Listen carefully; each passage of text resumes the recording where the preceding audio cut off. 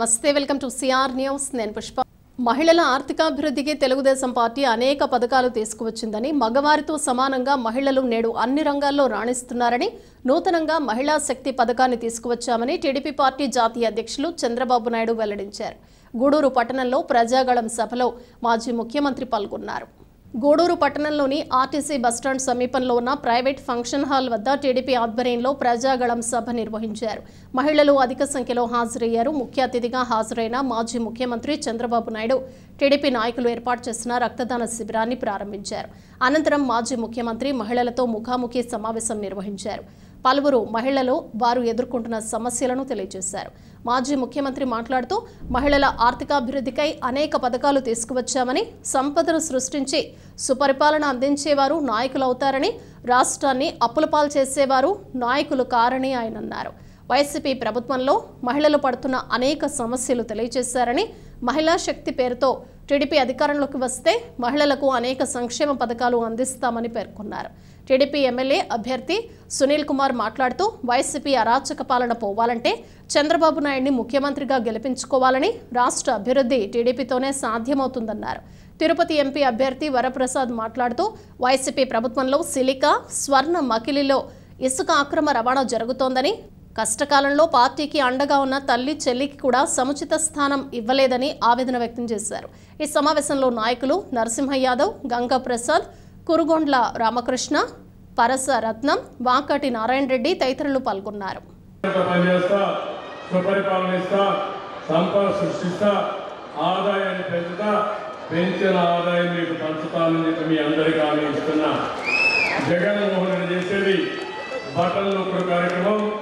బట్టలు నొక్కడానికి పెద్ద తెలివితేటలు అవసరం లేదు. ఇవాళ ముసలమ్మైనా పనిచేస్తుంది. అది కాదు కావాల్సింది సంపద సంపాదించేవాడు నాయకుడు, సుపరిపాలన ఇచ్చేవాడు నాయకుడు, ఉద్యోగాలు ఇచ్చేవాడు నాయకుడు, అంతేగాని మాటలు చెప్పేవాళ్ళు కాదని మరొకసారి మీకు తెలియజేస్తున్నా. అందుకని అప్పులు తీసుకొచ్చి మన ఆస్తులు, ప్రభుత్వ ఆస్తులు తాకట్టు పెట్టి భావితరాలపైన భారం వేసి ఇష్టానుసారంగా ముందుకు పోయే పరిస్థితికి వచ్చారు. దీనివల్ల చాలా నష్టపోతాం.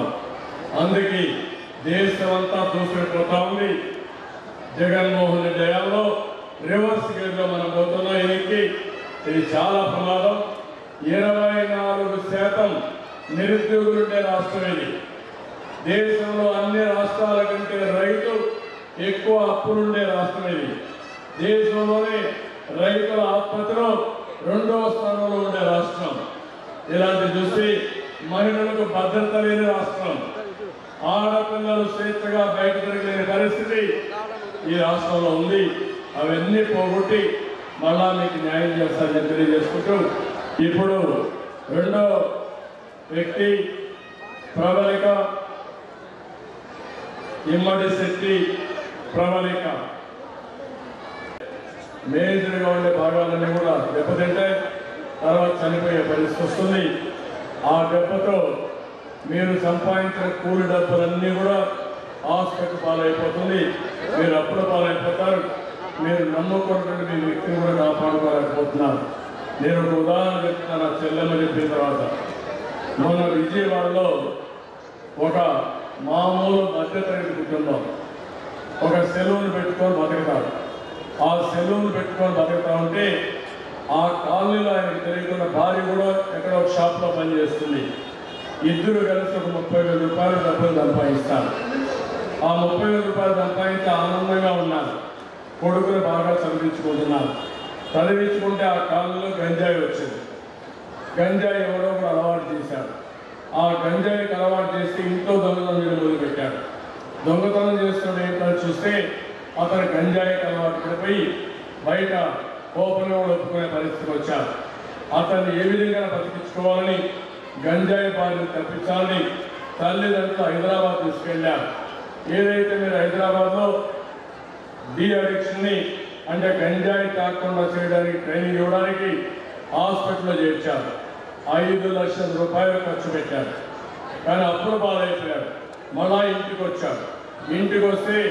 ఇంటికి వచ్చిన తర్వాత ఓపెన్గా నేరాలు చేయడం మొదలుపెట్టారు.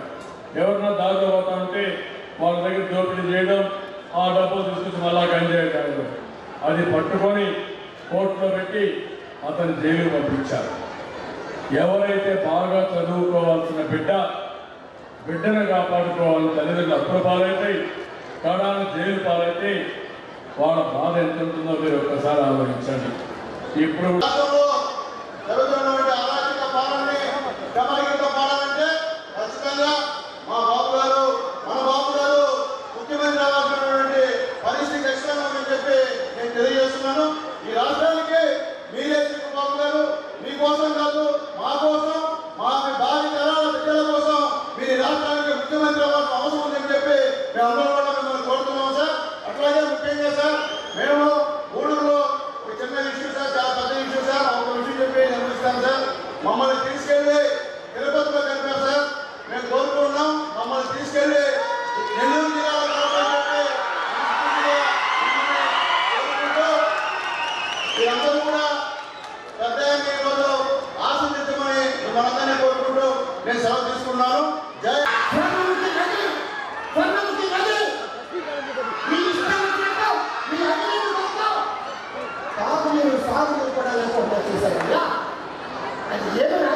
చివరికి మేమంతా కష్టపడి ఆ పార్టీని ఆ విధంగా తీసుకొస్తే నువ్వు తప్ప ఎవరు లేరా?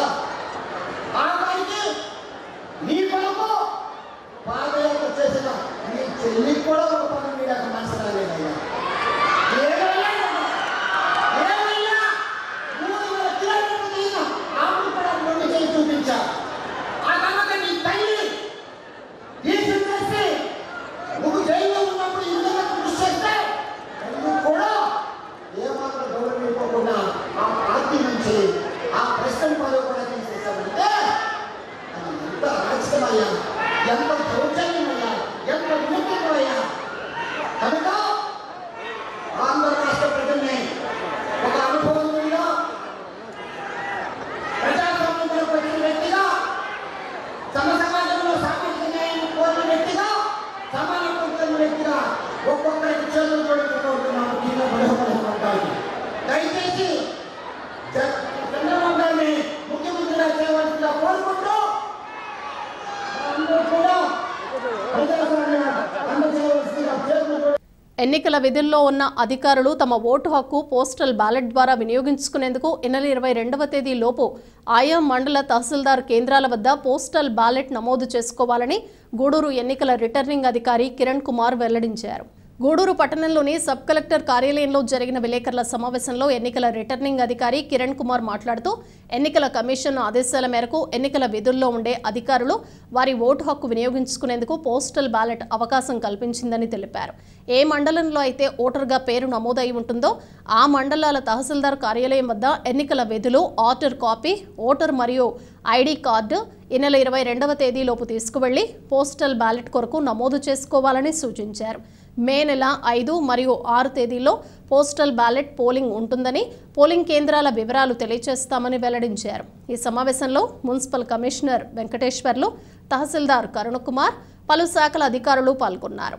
నుంచి ఈ పోస్టల్ బ్యాలెట్ తీసుకోవడానికి ఈ నెల అంటే 19వ తేదీ నుంచి 19, 20, 21, 22 తేదీలలో మనకు తహసీల్దార్ కార్యాలయాల్లో మనకు హెల్ప్ డెస్క్లు ఉంటాయి.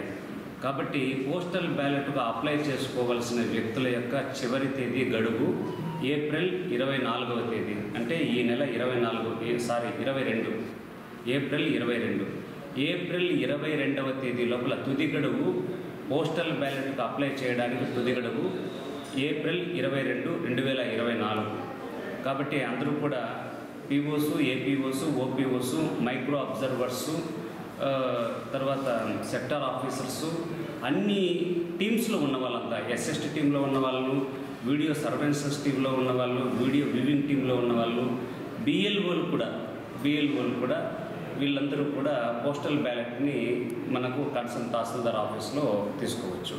అక్కడికి వెళ్ళి మీ పార్ట్ నెంబర్లో ఏ సీరియల్ నెంబర్లో మీ ఓటు ఉంది అనేసి వెరిఫై చేసుకొని ఇవి 3 సబ్మిట్ చేస్తే appointment order, election appointment order మరియు ఎంప్లాయీ ఐడి, తర్వాత ఈ ఎపిక్ కార్డు 3 ఇస్తే అక్కడ మనకు ఫామ్ 20 తీసుకొని పోస్టల్ ఇప్పుడు మనకు 29వ తేదీ ఫైనల్ కంటెస్టింగ్ క్యాండిడేట్స్ యొక్క లిస్ట్ తయారు చేస్తాము.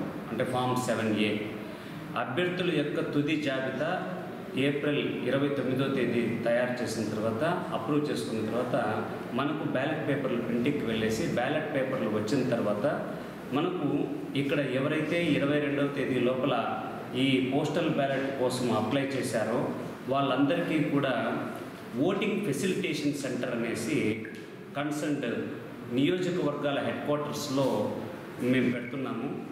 దీంట్లో 2 రకాలు ఉంటాయి. పీఓలు, ఏపీఓలు, ఓపీఓలు, సెక్టర్ ఆఫీసర్సు, మైక్రో అబ్జర్వర్సు ఒక కేటగిరీ. అలా కాకుండా ఎన్నికల విధులకు నియమించబడిన ఇతర జిల్లాల ఉద్యోగస్తులు, ఎమర్జెన్సీ సర్వీసెస్లో ఉన్నవాళ్ళు, పోలీస్ సిబ్బంది మరియు ఎన్నికల విధుల్లో ఉన్న డ్రైవర్లు, క్లీనర్లు మరియు వీడియోగ్రాఫర్లు వీళ్ళందరికీ కూడా మనకు పోస్టల్ బ్యాలెట్ కల్పించబడుతుంది. ఈ పోస్టల్ బ్యాలెట్ని ఫెసిలిటేషన్ సెంటర్ అనేసి ఏర్పాటు చేస్తున్నాం మనము. అది స్థలము, తేదీ మళ్ళీ నెక్స్ట్ ప్రెస్ మీట్లో చెప్పడం జరుగుతుంది. ఈ పోస్టల్ బ్యాలెట్ అందుకున్న వాళ్ళందరూ కూడా 5/5/2024 ఆదివారం అంటే మే 5వ తేదీన పీఓలు, ఏపీఓలు, ఓపీఓలు, సెక్టర్ ఆఫీసర్సు మరియు మైక్రో అబ్జర్వర్స్ ఎవరైతే ఉన్నారో అలాగే ఎస్ఎస్టీ టీమ్స్లో ఉన్న వాళ్ళు వీళ్ళందరూ కూడా వీడియో సర్వేలెన్స్ సిస్టమ్ వీళ్ళందరూ కూడా మనకు 5/5/2024 తేదీ ఫెసిలిటేషన్ సెంటర్ అది వెన్యూ మేము ఫైనలైజ్ చేస్తాము ఒక 2 డేస్లో. ఆ వెన్యూ కూడా మనకు మీడియా ద్వారా తెలియజేసి ఆ పీఓస్కి, ఏపీఓస్కి, ఓపీఓస్కి మనము అందరూ కూడా మన ఎంతమంది పీఓలు, ఏపీఓలు, ఓపీఓలు, తర్వాత సెక్టర్ ఆఫీసర్స్ లిస్టులు ఉన్నాయి. అవన్నీ తహసీల్దార్ ఆఫీస్లో ఉన్నాయి. ఈ తహసీల్దార్ ఆఫీస్ నుంచి హెల్ప్ డెస్క్ని ఏర్పాటు చేసుకుని ఇక్కడి నుంచి ఫోన్లు చేసి అయ్యా మీకు సంబంధించిన ఆర్డర్ మీకు ఎన్నికల విధులు కేటాయించారు, మీరు పోస్టల్ బ్యాలెట్ సదుపాయం కల్పించారు, ఈ పోస్టల్ బ్యాలెట్ సదుపాయాన్ని వినియోగించుకోవాలంటే మీరు 22వ తేదీ లోపల మీరు తహసీల్దార్ కార్యాలయానికి వచ్చి ఫామ్ 12 ద్వారా మీ ఫామ్ని ఇచ్చి మీరు అక్నాలెడ్జ్మెంట్ తీసుకోగలరు. దీంట్లో వాళ్ళు ఆ ఓటర్ లిస్టులో అన్నీ చూసుకున్న తర్వాత వీళ్ళు పోస్టల్ బ్యాలెట్కి ఎలిజిబిలిటీ అన్న వాళ్ళందరికీ కూడా మనము బ్యాలెట్ ఇవ్వడం జరుగుతుంది. గూడూరు పట్టణంలోని సిఆర్ రెడ్డి కళ్యాణ మండపం సమీపంలో రాష్ట్ర మాజీ ముఖ్యమంత్రి మరియు తెలుగుదేశం పార్టీ జాతీయ అధ్యక్షుడు నారా చంద్రబాబు నాయుడు మహిళలతో నిర్వహించిన సమావేశంలో నారా చంద్రబాబు నాయుడు 74వ పుట్టినరోజు సందర్భంగా మహిళల సమక్షంలో నారా చంద్రబాబు నాయుడు కేక్ కట్ చేసి నాయకులకు పంపిణీ చేశారు. ఈ కార్యక్రమంలో తిరుపతి పార్లమెంట్ నియోజకవర్గ బీజేపీ అభ్యర్థి వరప్రసాదరావు, గూడూరు అసెంబ్లీ నియోజకవర్గం టీడీపీ అభ్యర్థి పాసం సునీల్ కుమార్, మాజీ ఎమ్మెల్యేలు రామకృష్ణ, పరసరత్నం, మాజీ ఎమ్మెల్సీ నారాయణ రెడ్డి, సొళ్లూరుపేట అసెంబ్లీ నియోజకవర్గ టీడీపీ అభ్యర్థి నెలవల విజయశ్రీ, వెంకటగిరి నియోజకవర్గ టీడీపీ ఎమ్మెల్యే అభ్యర్థి కురుగొండ్ల లక్ష్మీప్రియ, టీడీపీ నాయకులు పనబాక కృష్ణయ్య, గంగా ప్రసాద్, కిరణ్ కుమార్, గూడూరు టీడీపీ ఎమ్మెల్యే అభ్యర్థి సునీల్ కుమార్, సతీమణి సంధ్యారాణి, శ్రావణి, లీలావతి, భారతి, జనసేన పార్టీ నాయకులు చంద్రశేఖర్, ఇంద్రనీల్, చంద్రనీల్, బీజేపీ నాయకులు పురుషోత్తం రెడ్డి తదితరులు పాల్గొన్నారు. తిరుపతి జిల్లా గూడూరు 1వ పట్టణ పరిధిలోని పొట్టి శ్రీరాములు పార్క్ సమీపంలో శనివారం ఉదయం త్రాగునీటి సరఫరా పైప్ లైన్ పగిలిపోవడంతో త్రాగునీరు వృధాగా పోతోంది. అసలే వేసవికాలం, గూడూరు పట్టణ ప్రజలు తీవ్ర తాగునీటి ఎద్దడిని ఎదుర్కొంటున్నారు. గడిచిన 15 రోజులుగా తాగునీరు సక్రమంగా సరఫరా కాకపోవడంతో పట్టణ ప్రజలు తీవ్ర ఇబ్బందులు పడ్డారు. ఈ క్రమంలో పొట్టి శ్రీరాములు పార్క్ వద్ద త్రాగునీటి సరఫరా పైప్ లైన్ పగిలిపోయి త్రాగునీరు వృధాగా పోతున్నా అధికారులు స్పందించకపోవడం దారుణమని స్థానిక ప్రజలు ఆవేదన వ్యక్తం చేస్తున్నారు. కావున అధికారులు తక్షణమే పైప్ లైన్ మరమ్మతులు చేయించి త్రాగునీరు వృధా కాకుండా చర్యలు తీసుకోవాలని ప్రజలు కోరుతున్నారు. వైసీపీ ప్రభుత్వం అవినీతిమయం అయిపోయిందని ముఖ్యమంత్రి జగన్మోహన్ రెడ్డి కాదని, జై ధన్రెడ్డి అని అవినీతి ప్రభుత్వాన్ని ప్రజలు ఇంటికి పంపించాలని తెలుగుదేశం పార్టీ జాతీయ అధ్యక్షులు నారా చంద్రబాబు నాయుడు వెల్లడించారు. గూడూరు పట్టణంలో జరిగిన ప్రజాగళం సమావేశంలో మాజీ ముఖ్యమంత్రి పాల్గొన్నారు. గూడూరు పట్టణ ఆర్టీసీ బస్టాండ్ సమీపంలో ఉన్న ప్రైవేట్ ఫంక్షన్ హాల్ వద్ద టీడీపీ ఆధ్వర్యంలో ప్రజాగళం మహిళలతో ముఖాముఖి సమావేశం నిర్వహించారు. సమావేశానికి ముఖ్య అతిథిగా టీడీపీ పార్టీ జాతీయ అధ్యక్షులు నారా చంద్రబాబు నాయుడు హాజరయ్యారు. మహిళలు అధిక సంఖ్యలో హాజరయ్యారు. సమావేశంలో మాజీ ముఖ్యమంత్రి మాట్లాడుతూ వైసీపీ ప్రభుత్వం అవినీతిమయం అయిపోయిందని, సిలికాను మొత్తం దోచేశారని, స్వర్ణముఖిలో ఇసుకను అమ్ముకుంటున్నారని ఆరోపించారు. మద్యం మాఫియా, భూమాఫియాతో వేల కోట్ల రూపాయలు దోచుకున్నారని, ఇలాగే కొనసాగితే ప్రజలు బానిసలుగా మారిపోతారని అన్నారు. ప్రజల అభివృద్ధి ధ్యేయంగా తెలుగుదేశం పార్టీ పనిచేస్తుందని, రేపు అధికారంలోకి వస్తే ఇసుక అక్రమ రవాణా జరగకుండా చర్యలు తీసుకుంటామని, స్వర్ణముఖిలో రక్షణ చర్యలు చేపడతామని, ఆంధ్రప్రదేశ్లో పేదరికం లేకుండా చేయటమే తన లక్ష్యమని పేర్కొన్నారు. ఈ సమావేశంలో తిరుపతి బీజేపీ ఎంపీ అభ్యర్థి వరప్రసాద్, టీడీపీ ఎమ్మెల్యే అభ్యర్థి సునీల్ కుమార్, నాయకులు నరసింహ యాదవ్, గంగా ప్రసాద్, కురుగొండ్ల రామకృష్ణ, పరసరత్నం, వాకాటి నారాయణ రెడ్డి తదితరులు పాల్గొన్నారు.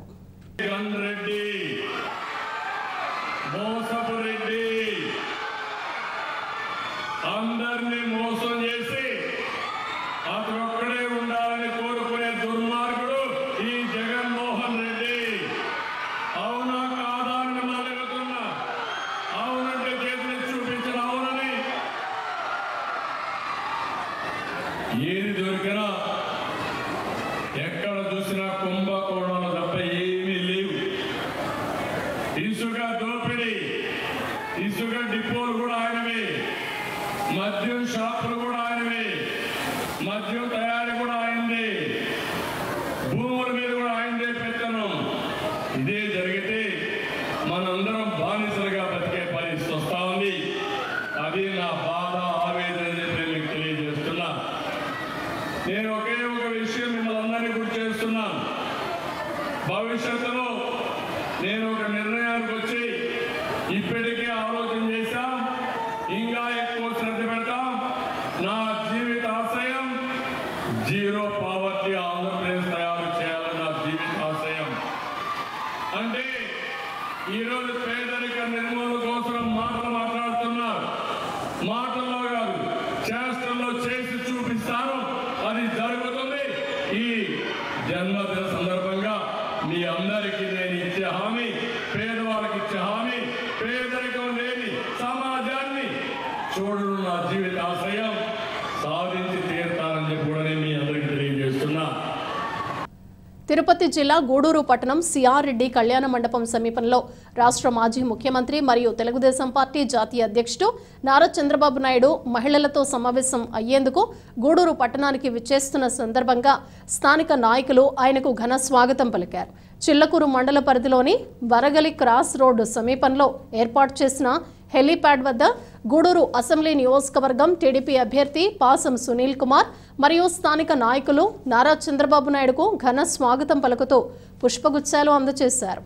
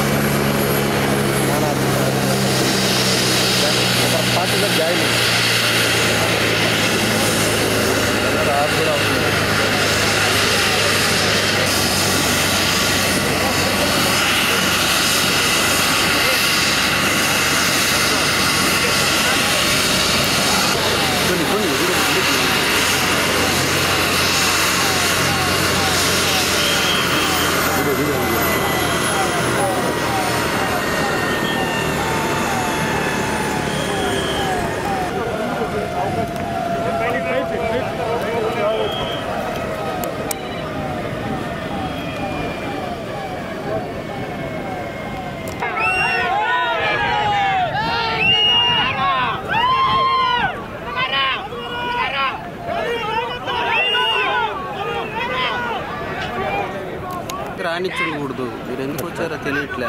ఎవరిని రానివద్దన్నారు. ఇంత పెద్ద కాగితం ఇస్తారు మనకి.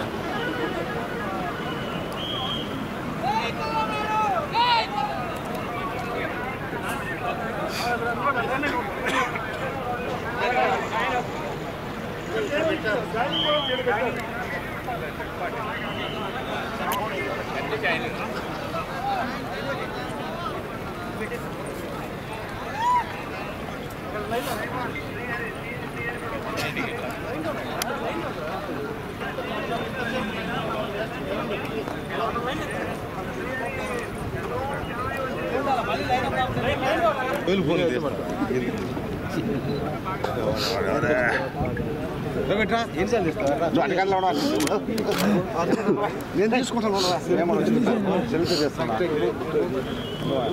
వీడియో చేస్తున్నా ఆడ మీ కెమెరాలు అడ్డం పడిపోతే సరే పడతగా ఫోటో వేసాను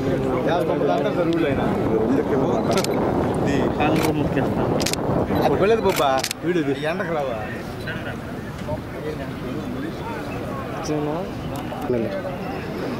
కన్ను ఒకటి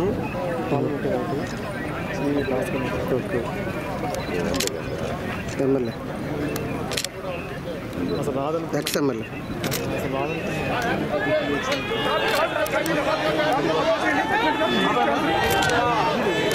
జై బాబు గారు జై బాబు గారు జై బాబు గారు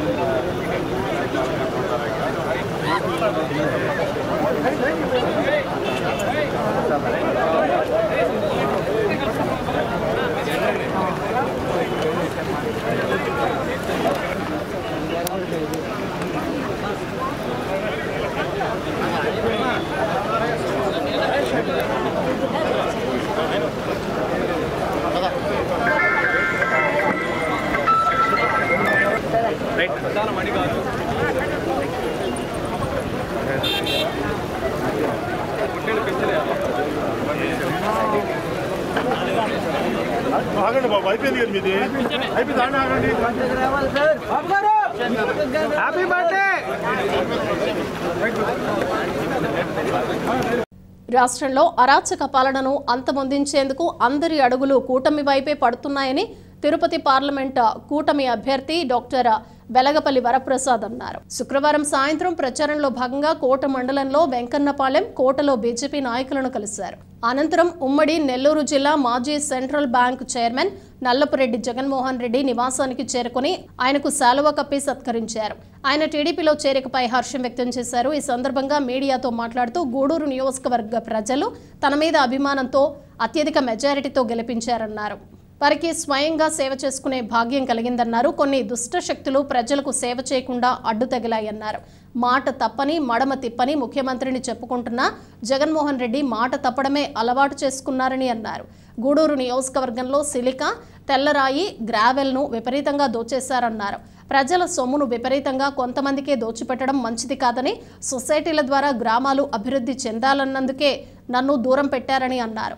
స్వయంగా ఈ విషయాన్ని ముఖ్యమంత్రి దృష్టికి తీసుకెళ్లినా పట్టించుకోలేదన్నారు. తనకున్న అపార అనుభవంతో పేద ప్రజలకు సేవ చేయటమే పనిగా పెట్టుకున్నానని, తనను ప్రజలకు దూరం చేసే కుట్ర నియోజకవర్గంలో జరిగిందన్నారు. బాలినేని వేమిరెడ్డి సమక్షంలో తనను తీవ్రంగా అవమానించారన్నారు. ప్రజల నుండి తనను ఎప్పటికీ విడదీయలేరని, కూటమి తిరుపతి ఎంపీ అభ్యర్థిగా అత్యధిక మెజారిటీతో గెలిచి పార్లమెంట్ నియోజకవర్గానికి సేవ చేస్తానన్నారు. ఈ కార్యక్రమంలో వాకా విజయభాస్కర్ రెడ్డి, గుర్రం అశోక్, మారంరెడ్డి శ్రీధర్ రెడ్డి, పల్లెమల్లు వెంకటకృష్ణారెడ్డి, వంక రమణయ్య, బీజేపీ నియోజకవర్గ పరిశీలకులు పాపరెడ్డి, పురుషోత్తం రెడ్డి, రాష్ట్ర బీజేపీ కార్యవర్గ సభ్యులు పనబాక కోటేశ్వరరావు, కోట మండల బీజేపీ అధ్యక్షులు సారంగం రమేష్ బాబు, అంబరీష్, టీడీపీ, బీజేపీ, జనసేన పాల్గొన్నారు.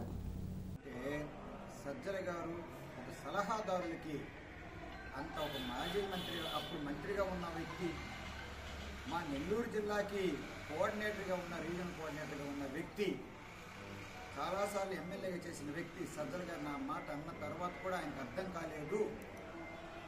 లేదా జగన్మోహన్ రెడ్డి గారు అలాంటి వ్యక్తిని సలహాదారుడిగా పెట్టుకోవడం వలన చాలా బాధకరంగా అనిపించింది. ఒకసారి ఆయన కూడా అంటారు, నేను చెప్పాను గూడూరులో ఒక్కొక్క గ్రామంలో పెద్దవాళ్ళు ఉంటారండి, వారు రెడ్డి సమాజం వర్గం చెందిన వారు 100 ఇయర్స్గా ఆ ఊరిని వారు కాపాడుకుంటారండి, మనం ఒకరు తీసి ఒకరు పెట్టలేము. ఎందుకంటే అప్పుడు వీళ్ళు చెప్పారు రామ్ కుమార్ గారికి అట్లా పత్రం ఇవ్వాలట. నేను చెప్పాను అది వీళ్ళు ఎవరండి, అక్కడ అందరూ ఎవరి గ్రామాల్లో వాళ్ళు ఉన్నారు, కోటలో వాళ్ళ గ్రామాల్లో వాళ్ళు ఉన్నారు, అలా కుక్కపల్లో ఉన్నారు, కర్లపూల్లో ఉన్నారు, ఎవరు పెట్టారు, వీళ్ళు ఎవరండి, వారు కాపాడుకుంటున్నారు కదా 100 సంవత్సరాలు అని చెప్పినప్పుడు సజ్జల గారు అంటారు ఎందుకు ఎల్ఐ దగ్గర చేసుకోవాలట, అది చెల్లదు అని చెప్పేసారు. రామ్ కుమార్ గారు లేకపోతే శ్యామ్ ప్రసాద్ గారు వాళ్ళు నాకు చేసి ఏమంత పెద్ద రాజకీయవేత్తలు నాకైతే అర్థం కాలేదు. నేను ప్రత్యక్ష రాజకీయం లేకపోయినా కూడా వారికంటే ఎక్కువ అనుభవం ఉన్నప్పుడు ఐఏఎస్లో చూసి వచ్చాను. ఆ తర్వాత 15 సంవత్సరాలు అల్లుగట్టిన రాజకీయం గ్రామ స్థాయిలో నేను చేసుకుంటూ వస్తున్నాను. సో అందుకని చెప్పి వారు వ్యతిరేకించాను. అలా చెప్పిన మాటలు విని ఆయన కనుక సజ్జల గారికి కనుక కొంచెం రాజకీయ అనుభవం ఉంటే వరప్రసాదరావు లాంటి అనుభవంతో ఎందుకు మాట చెప్తున్నారని చెప్పి ఆయన పట్టించుకోలేదు. జగన్మోహన్ రెడ్డి గారికి మంచి సలహాలు క్వార్ట్స్ మీద, అలాగే ఇసుక మీద, అది సిలికా మీద ఇసుక మీద ఇస్తే ఆయన పట్టించుకోలేదు. సో చాలా ఫ్రస్ట్రేట్ అయిపోయి ఉన్నారు. కానీ నేను తప్పు చేయకూడదు, వారు నన్ను బయటికి పంపించే వరకు నా పార్టీని విడిచిపెట్టకూడదని చెప్పి నేను అక్కడ ఎంతో విశ్వాసంగా ఉన్నా. ఎప్పుడైతే నాకు ప్రజల్లో ఉండడానికి అవకాశం ఇవ్వలేదో ఒక పక్షి పంజరం నుంచి బయటపడిపోతే ఎంతో. తిరుపతి జిల్లా కోట మండలం చిట్టేడు గ్రామం నందు వెలసి ఉన్న శ్రీ సీతా సమేత కోదండ రామస్వామి వారి దేవస్థానం నందు రాములవారి కళ్యాణం ఘనంగా జరిగింది. శ్రీరామ నవమి వేడుకల సందర్భంగా ఈరోజు తిరుమల తిరుపతి దేవస్థానం వేద పండితుల చేతుల మీదుగా జరిగింది. ఈ కార్యక్రమంలో చుట్టుపక్కల నుండి భక్తులు భారీ సంఖ్యలో పాల్గొన్నారు.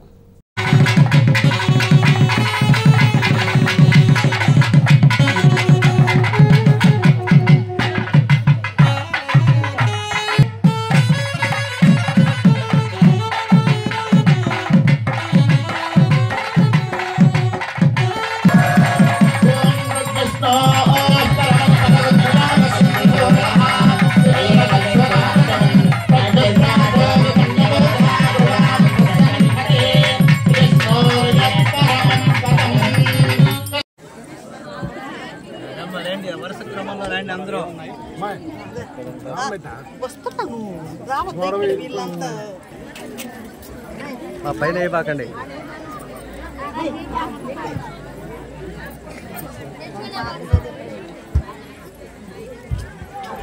గోవిందా జై శ్రీరామ్, జై శ్రీరామ్, జై శ్రీరామ్, జై శ్రీరామ్, జై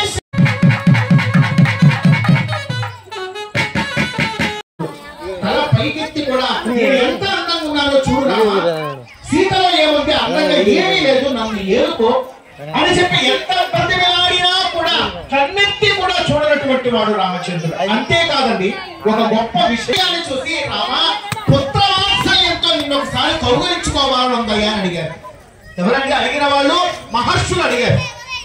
మహర్షులు అడిగితే రామచంద్రుడు అన్నాడు, మీరు పుత్రవాత్సల్యం కాదు, అది ఏమైనా కావచ్చు కాక ఈ జన్మకి నా శరీరాన్ని తాకేటువంటి ఒకటి సీత ఈ జన్మకి అంతే, మరొకరు ముట్టుకోవడానికి లేదన్న.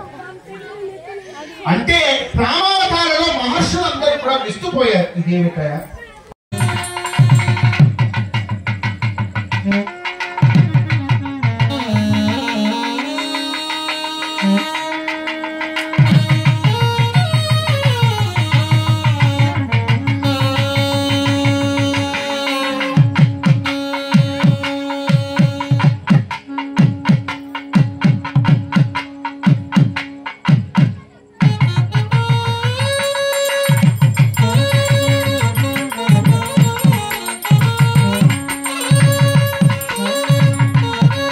రాముడు అన్నాడు, నీ కోసం ఇంకో జన్మ ఎత్తుతాను, ఆ జన్మలో నేను మీ అందరినీ చూడను.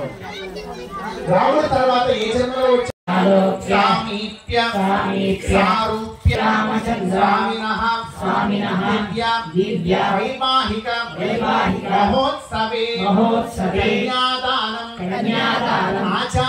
पुण्याहं पंचावरान् श्रोत्रयाना हूयावोहं धारासु कर्तुं जमानसेषु तरस्तरितु परिपूरितेषु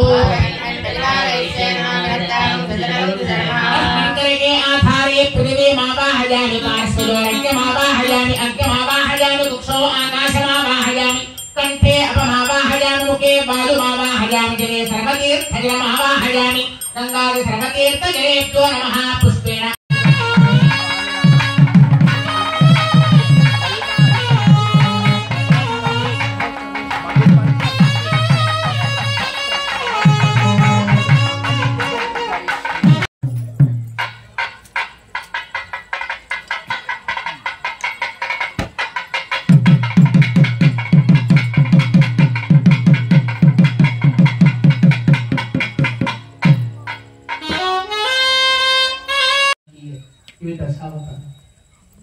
ఈ దశావతారాలన్నింటిలోకి కూడా అది ఏమిటో తెలియదు కానీ రామావతారంలో ఉండేటువంటి వైభోగం, రామావతారంలో ఉండేటువంటి తాదాత్మ్య భావన, రామావతారంలో రామాయణ శ్రవణంలో ఉండేటువంటి ఆ రుచి ఇక ఏ అవతారంలోనూ కూడా లేదని చెప్పడంలో ఏమాత్రం కూడా సందేహం లేదు. అంత గొప్పది రామావతారం. రాముడు రామనామము కానీ, రాముడి యొక్క సౌందర్యము కానీ, రాముడి యొక్క గుణగణాలు కానీ ఒక్కసారి మనం వినే ప్రయత్నం చేస్తే వాల్మీకి అంటాడు, తపస్వాధ్యాయ నిరతం తపస్వీ వాగ్విదాంబరం నారదం పరిపప్రచ్ఛ వాల్మీకిరు మునిపుంగవం అని స్టార్ట్ చేసి ఆరంభించి కోన్వస్మిన్ సాంప్రతం లోకే గుణవాన్ కశ్చ ఆధారం సర్వవిద్యానాం హయగ్రీవముపాస్మహే శుక్లాంబరధరం విష్ణుం శశివర్ణం చతుర్భుజం ప్రసన్నవదనం ధ్యాయేత్ సర్వవిఘ్నోపశాంతయే తదేవ లగ్నం సదనం తదేవ తారాబలం చంద్రబలం తదేవ విద్యాబలం దైవబలం తదేవ లక్ష్మీబలేనేంద్రియం స్మరామి యత్ర యోగీశ్వరః కృష్ణో యత్ర పార్థో ధనుర్ధరః ప్రదే సకల కళ్యాణ భాజనం యత్ర జాయతే సర్వదా సర్వకార్యేషు నాస్తి తేషాం మంగళం నాభస్తేషాం జగస్తేషాం కుతస్తేషాం పరాభవః ఆపదామపహర్తారం దాతారం సర్వసంపదాం శ్రీరామం భూయో భూయో నమామ్యహం యస్య త్వరవక్రాత్యాః పారిషద్యాః పరస్యతం స్తోత్రానామన్యగుప్తానాం నేత్రం యచ్చ స్థలే కృతం నారాయణః పితా యస్య మాతా హరిప్రియా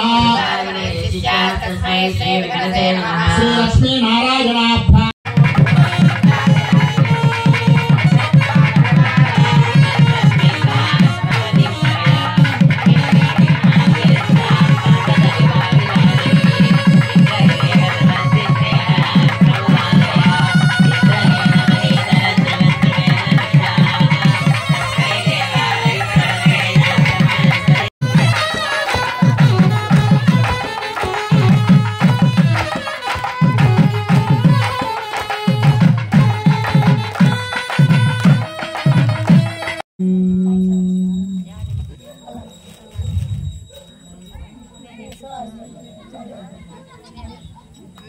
సుగణితహస్తం కాలమేఘాభిరామం కమలమతహరాక్షం పద్మయా వీక్షమాణం ప్రణత మునిజనైస్తం ప్రాప్యమప్రాప్యమానం శరణముపగతోహం ప్రాంజలిర్వేంకటేశం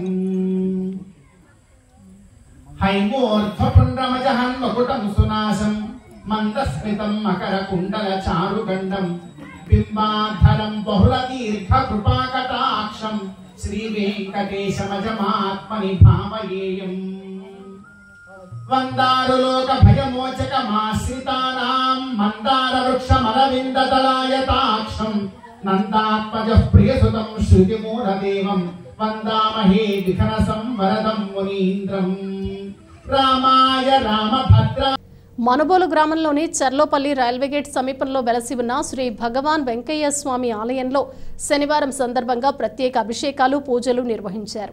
మధ్యాహ్నం అన్నప్రసాద సమర్పణ కార్యక్రమం చేశారు. అర్చకులు శ్రీనివాసులు పూజలు నిర్వహించి భక్తులకు తీర్థప్రసాదాలు అందజేశారు. ఈ కార్యక్రమాలకు ఉభయదాతలుగా మనుబోలు గ్రామానికి చెందిన గందళ్ల కృష్ణయ్య, అన్నపూర్ణమ్మ దంపతులు వ్యవహరించారు. ఈ పూజలలో అధిక సంఖ్యలో భక్తులు పాల్గొని స్వామివారిని దర్శించుకున్నారు.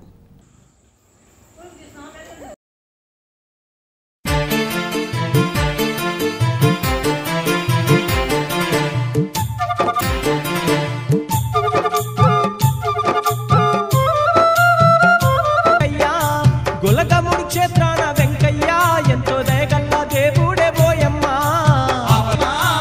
ఆపద ముక్కుల వాడే వెంకయ్య, భక్తులండగా నిలిచిండే వెంకయ్య.